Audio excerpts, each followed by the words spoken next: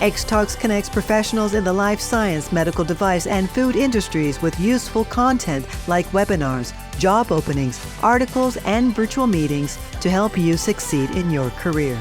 This food industry-focused podcast brings together some of our editorial staff to share insights into the latest B2B industry news to help keep you up to date.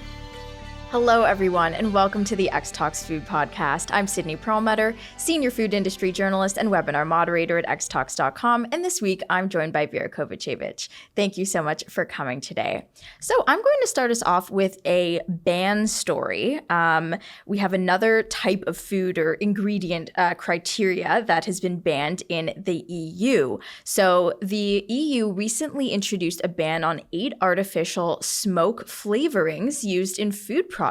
So this move is part of sort of an effort to protect public health from potential cancer risks associated with these additives. So the ban, which was endorsed by member states back in April of this year, follows some scientific research indicating harmful chemicals in smoke flavorings.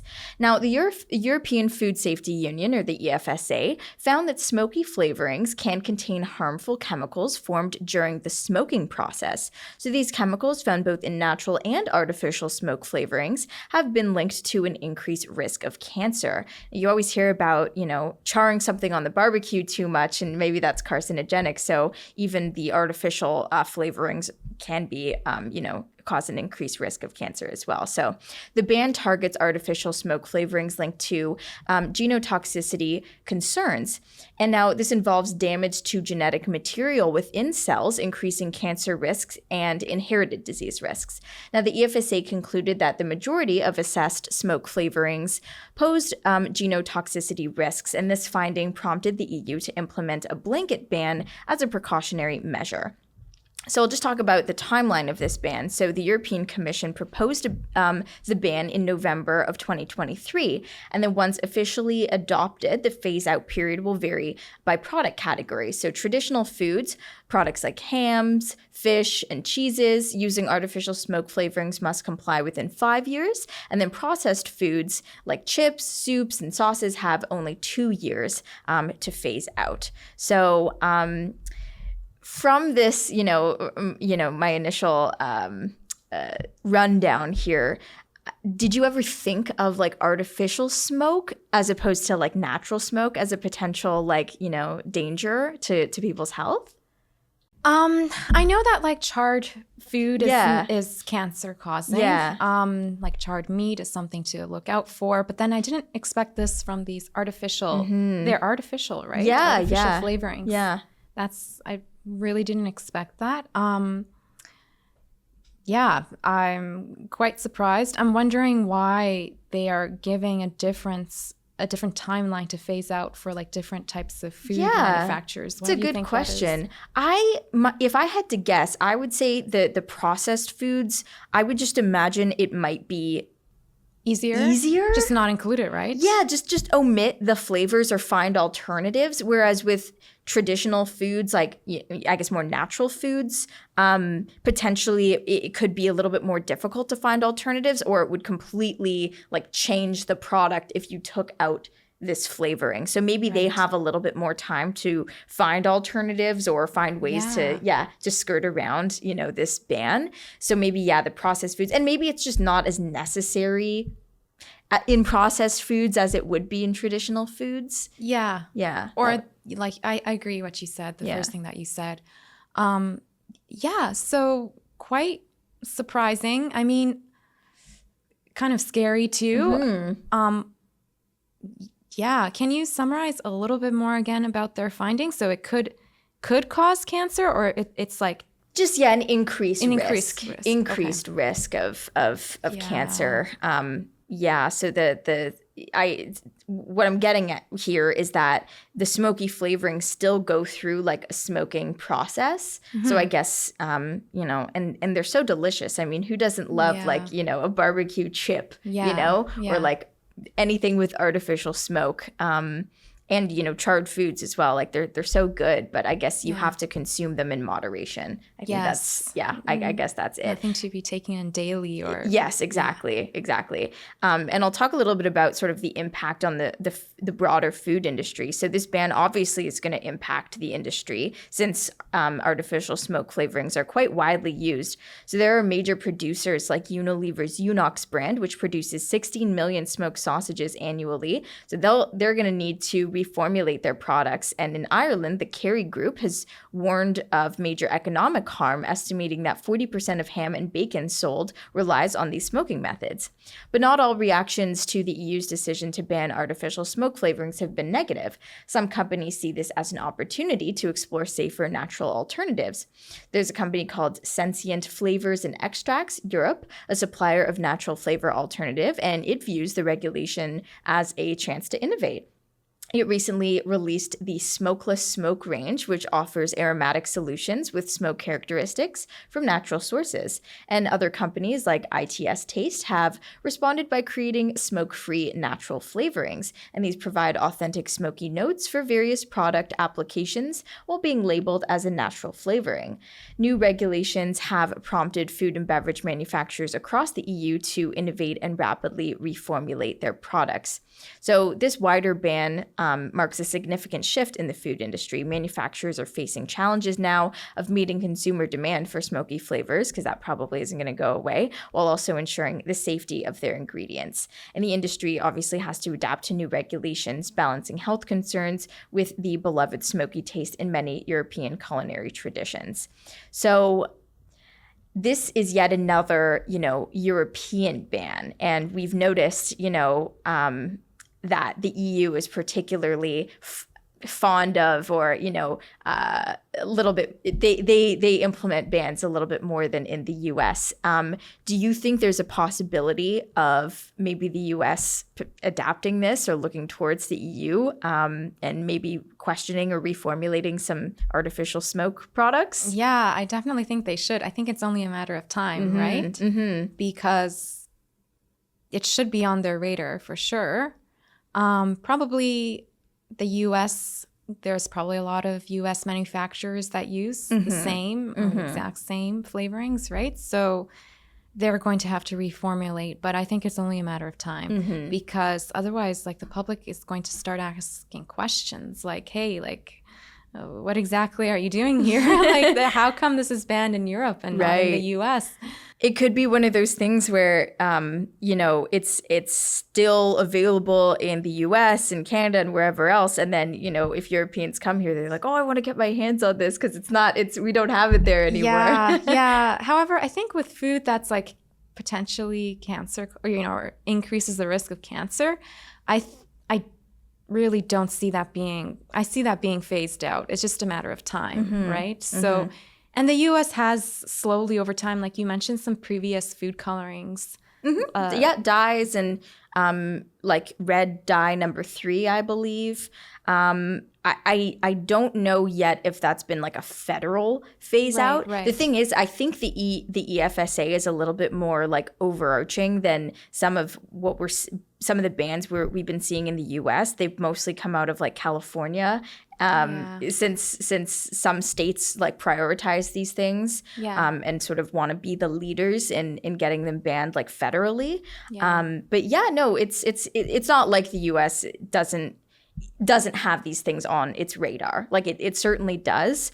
I'm also thinking of alternatives, like if they don't want to fully ban these things, like maybe just decrease the amount of flavoring that's in certain foods, or like, I don't even know if warning labels would be effective, Yeah, probably not warning labels. Because I'm thinking of like, it's not a food, but I'm thinking of cigarettes, We know it's cancer causing. We know that. You're still allowed to buy them though. Yeah. And it kind of like brings into question the whole like, consumer choice. And I think consumers just at this moment probably don't know, right? They don't know that this is a potentially dangerous like additive. I do think that if food companies had such a label, like, oh, warning, this could, no one would buy that, right? So I don't think they're going to do that. But I think it's also a matter of like, ethics as well. Like the food companies that use these products in the States, like if now they know that there could be an increased risk of cancer from this. So it's like they should be doing something as well. They shouldn't wait for the FDA to say, hey, let's ban this. You'll have 2 years. I mean, really, like if a company has great leadership, like they will look for alternatives now that this data is out, right? Yeah. And there's a lot of like flavor, specific companies like and extract companies and ingredient companies that are actively working to find replacements or alternatives to potentially dangerous things even before they are banned. So I'm like, I have the same opinion. I'm hoping that the US and other regions of the world sort of take note. Yes. Because the EU is certainly on top of it with these bans. Yeah. And their research. All right, so moving on to our next story. So the demand for food and beverage products with less sugar is rapidly increasing. So moving from smoke to sugar.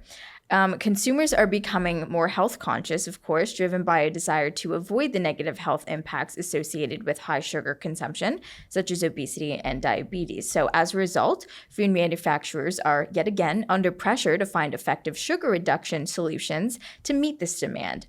So in recent years, there's been a significant shift in consumer preferences toward healthier food options. According to a report from Innova Market Insights, sugar reduction is the primary focus for many confectionery innovators. And this trend is evident across various food sectors, including beverages, snacks, and dairy products. So consumers are looking for products that offer the same great taste but with reduced sugar content. And this rising demand is fueled by increased awareness of the health risks associated with sugar intake. Many consumers are now reading labels more carefully and opting for products that are lower in sugar. So this has led to the surge in availability of sugar-free and low-sugar options in supermarkets. So brands that can successfully reduce sugar in their products without compromising taste are gaining a competitive edge in this market. So we'll talk about a few of the companies that are leading the way in sugar reduction solutions. So there are both large and small companies are definitely making strides in this field of sugar reduction solutions. And these companies are developing innovative technologies to help food manufacturers reduce the sugar content in their products while maintaining taste and quality. So the first one, I had heard of it before. It's called Better Juice, and it's at the forefront of sugar reduction technology, specifically in juice.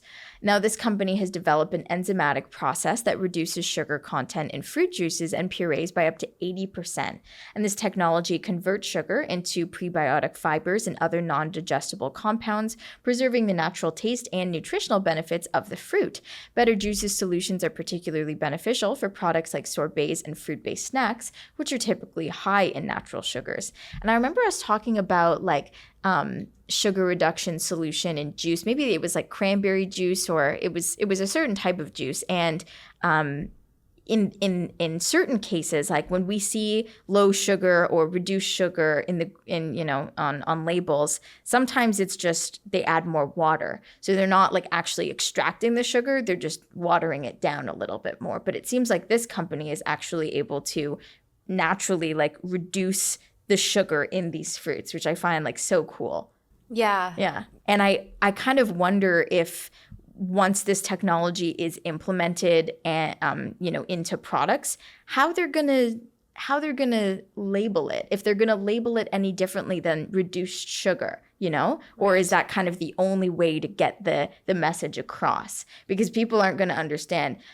Now with an enzymatic process that reduces sugar content in fruit juices, like no one's really going to understand that. Yeah, it's too complicated. Yeah.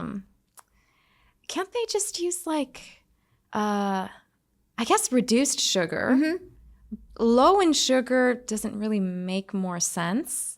I like the reduced sugar. Yeah, I think reduced sugar or up to 80% less sugar than whatever. Yeah. There's a bunch of ways to say it. I just wonder whether consumers will be made aware that this is a new technology and this is because sometimes I think that, me as a consumer, when I see juice or chocolate or candy or something that barely has any sugar in it, I'm suspicious, I'm like, how did they do that? What are they doing to this food to sort of make, a very naturally sugary thing have almost no sugar. Yeah. And I don't know if everyone is as focused on it as I am. I don't think so. Yeah, maybe not. Yeah. Maybe not. But and then we were also talking about like some foods that, especially like confectionery, that are lower in sugar, but they have things in them that can like disrupt your stomach and sort of like, Right. cause you to not feel great. Yeah. So I really like this option of like actually taking Yes. out the sugar as opposed to like adding. Well, I know that there's natural alternatives, which are also great. Mm-hmm. I know that there's like the artificial alternatives. But really, I think just lowering the sugar is the best option. Mm-hmm. It may not taste as great though. Mm-hmm. What do you think? They say that it won't impact taste, but sometimes like some juices or snacks are just like overloaded with sugar. Like that's the only thing you can taste. Like maybe with less sugar, it's going to taste better actually. Maybe. And I also wonder, like, with this technology, this is obviously for like, products like, that are manufactured, not natural fruits. But I wonder if in the future we'll start seeing like different type of crops that are have naturally less sugar in them, or they're able to sort of extract sugars from fruits without like ruining the fruit. Yeah. I don't know if that's possible, I think though. with the crops, that's like too much into the future. But the extracting sugar, that's something that is probably being researched now. Yeah. So this company, or maybe there's more than one. Oh, yeah, there's a few. There's a few. So are they still in the R&D stages? Sorry if I missed that. Or are they like looking for partners? Well, the second one that I'm going to talk about, Ingredion, it actually partnered with the first one, Better Juice, to bring sugar reduction technology to a wider market. So I'm not sure if they're quite available just yet, but they also offer a range of other sugar reduction technologies like high-intensity sweeteners and specialty starches that help reduce the sugar content in various foods. As for the other ones, I still kind of think they're either in the R&D process or kind of like under the radar. Like that's the thing. I'm not really sure if we'd know when we'd see these products, right? Like, because these companies obviously are working with food and beverage companies to, help implement these technologies. And I'm not really sure if we would see any of these companies on labels themselves. Like, oh, this company uses Better Juice technology. Like, I'm not quite sure if we would see that. It's possible though, because it seems like these companies are just providers of ingredients or their technology rather than actual like manufacturers. Right, right. Yeah, then we probably wouldn't see them on any food label. Yeah. Although one of them, Tate and Lyle, which I had heard of before, this is a provider of food and beverage ingredients. It offers various sugar reduction solutions like allulose and stevia. So there's so many different like areas of sugar reduction, whether it's actually extracting the sugar from a fruit or alternatives to sugar like stevia. But apparently its expertise is in formulation and application, and it makes them a very valuable partner for manufacturers to sort of develop healthier products. And then the another one on this list is called Sweegen, and it produces non-GMO stevia sweeteners. Another one is called Do Matok, and it's partnered with this other company called Increda Sugar, which enhances the perception of sweetness, allowing for a significant sugar reduction without compromising taste. So apparently this Increda Sugar can reduce sugar content by up to 50% in baked goods. So there's, it's in so, obviously sugar is like so prevalent in the food industry. It's in so many different categories of food, whether it's naturally or artificially. So there has to be sort of different companies that specialize in different sugar reduction technologies. You know what I mean? And I myself, I'm sort of always looking like, we don't want to compromise on that sweet, delicious, sugary taste in anything. So if there are ways now that it can be done like naturally and safely, and like I'm all for it. I love it. Yeah. And I think also like the rates of diabetes are increasing. Yes.